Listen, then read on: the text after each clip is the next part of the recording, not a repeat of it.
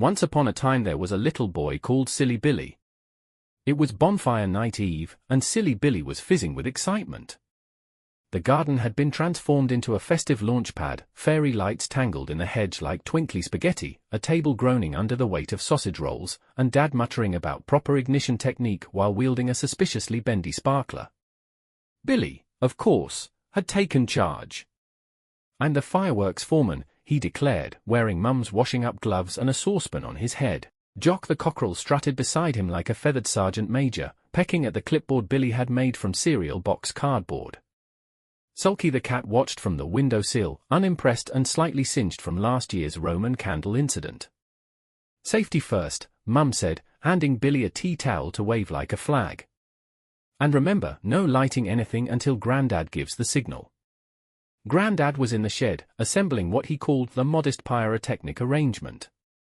It involved jam jars, string, and something that looked suspiciously like a whisk. "It's all about timing," he murmured, adjusting his glasses. "You don't want premature detonation. That's how I lost my eyebrows in '78. Billy nodded solemnly, though he wasn't entirely sure what detonation meant.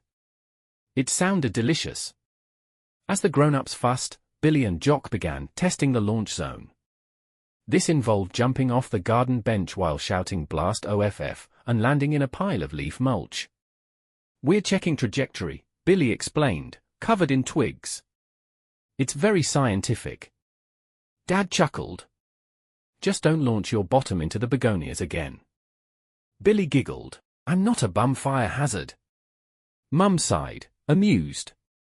"Honestly, Billy, you've got more cheek than a baboon in a wind tunnel."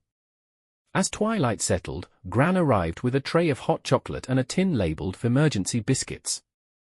She winked at Billy. "For when things go off with a bang." Billy grinned.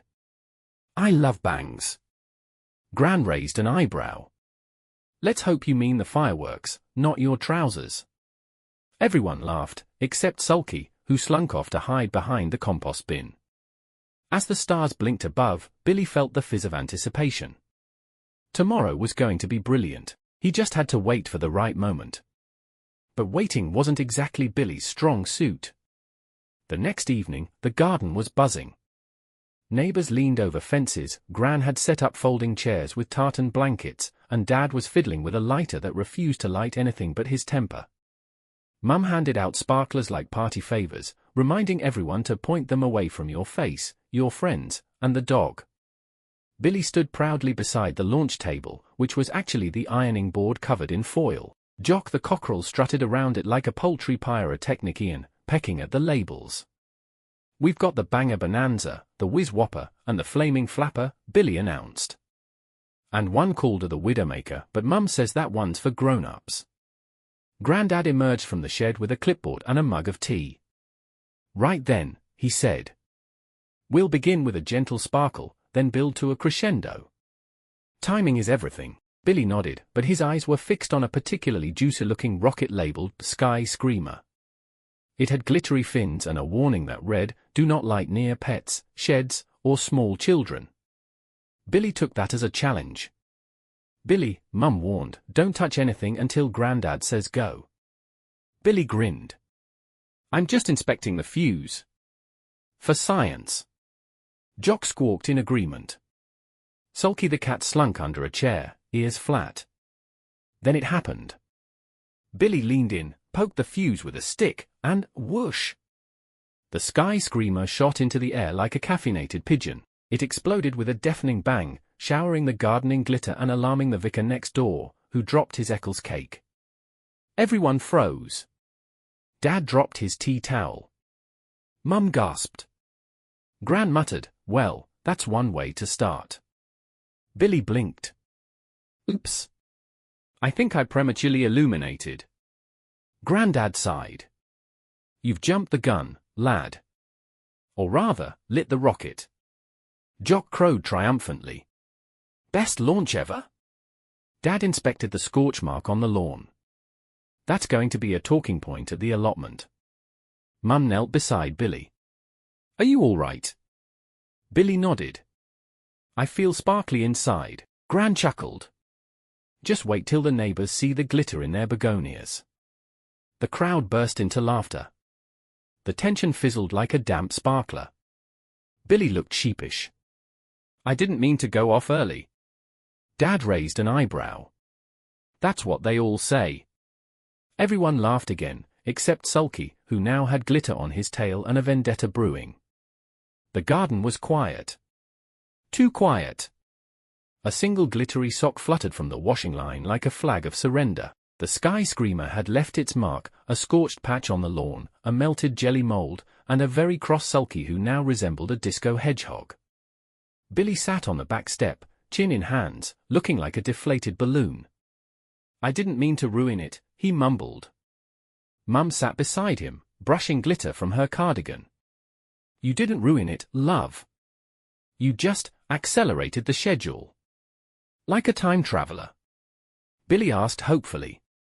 Exactly, Mum smiled. A very sparkly one. Still, Billy felt a fizz of guilt. He'd wanted to impress everyone, to be the fireworks foreman, not the fiasco facilitator. I want to fix it, he said.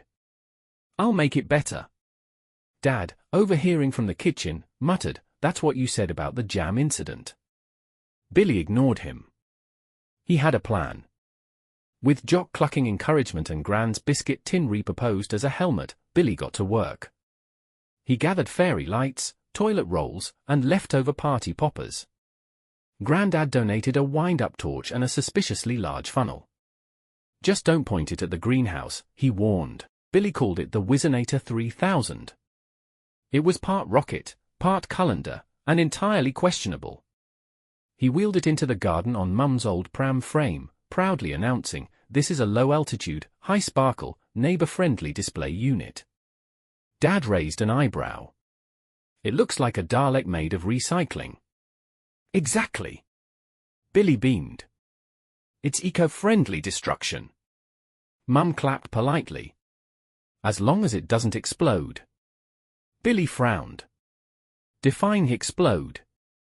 They all stood back. Billy cranked the torch, lit the party poppers, and pressed the big red button, which was actually a jelly lid. The Whizzinator 3000 word fizzed, and let out a series of enthusiastic squeaks before releasing a puff of glitter and a single balloon that floated gently into the air. Everyone stared. Then Gran began to laugh. Well, it's not exactly the London Eye, but it's got charm. Dad nodded. And no one's eyebrows are on fire. That's progress. Billy grinned. I call it a soft launch. Jock crowed in agreement, then promptly fell into the trifle. Sulky, now wearing a paper crown and a 1,000-yard stare, padded off to sulk behind the shed. Later that evening, the garden glowed with the soft shimmer of fairy lights and the occasional pop of a leftover party cracker. The official fireworks had been postponed until Billy's fuse is properly supervised, Dad had said, but no one seemed to mind. Billy sat on Gran's lap, wrapped in a tartan blanket and sipping lukewarm hot chocolate. Jock perched proudly on the armrest, still sticky from trifle but radiating triumph. Sulky had retreated to the airing cupboard, where he was reportedly plotting revenge involving tinsel and a hairdryer. I wanted it to be perfect, Billy said quietly. Gran smiled. It was perfectly silly. Which is exactly what we needed. Mum and Dad were tidying up, laughing as they tried to scrape glitter off the garden gnome. Grandad was sketching a new rocket design on the back of a biscuit box, muttering about controlled chaos and strategic sparkle deployment. Neighbors lingered, chatting and chuckling. One had brought over a tray of parkin, another offered mulled apple juice. The vicar, still recovering from the sky screamer, declared it the most memorable bonfire night since the choir caught fire in '92. Billy looked around. Despite the premature eruption, the garden was full of warmth, laughter, and twinkly crumbs. I think I accidentally made everyone happy, he said. Gran winked. That's the best kind of accident. Dad came over, holding a sparkler. One last sparkle, foreman. Billy took it carefully. Mum lit it, and as it fizzed and danced, Billy waved it in the air, spelling out sorry in wobbly letters. Everyone clapped. Then Billy added a cheeky "not really" underneath. Laughter erupted. Even Sulky, watching from the window, gave a slow blink of reluctant approval. As the sparkler fizzled out, Billy felt a warm glow inside, not just from the hot chocolate, but from knowing that sometimes, even a fiasco can bring people together. Jock flapped his wings. "Next year, we go bigger." Dad groaned. "Next year, we get insurance." Gran chuckled. "Next year, we let Billy plan the snacks, not the sparks." Billy grinned. "I'll make glittery sausage rolls." Everyone laughed again, and the night ended not with a bang, but with a giggle, a cuddle, and a promise that silly things, when shared, become the best kind of memory.